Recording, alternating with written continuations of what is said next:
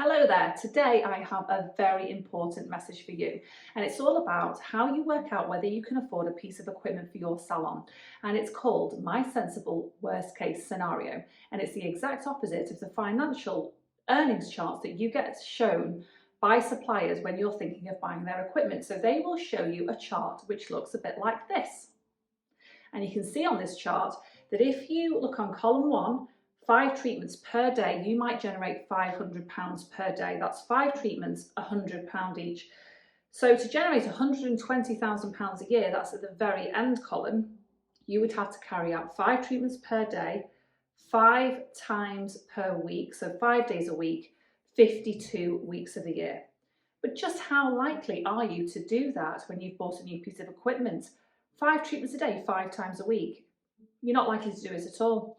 So you might get swayed by these figures of £120,000 a year, but the reality of you actually generating that amount of money is very, very small. So instead, what you need to do is calculate what I call your sensible worst case scenario. So I have changed the chart for you. Look at this. So this is the sensible worst case scenario. As you can see, we've got rid of the daily column and instead we're going to start talking in weeks. So realistically, how many treatments are you going to carry out per week with your new piece of equipment? Well, let's look.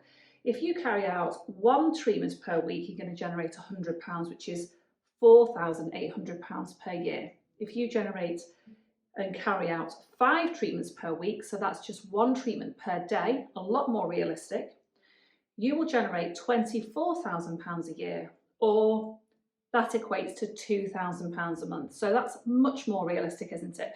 And that's why it's called my sensible worst case scenario.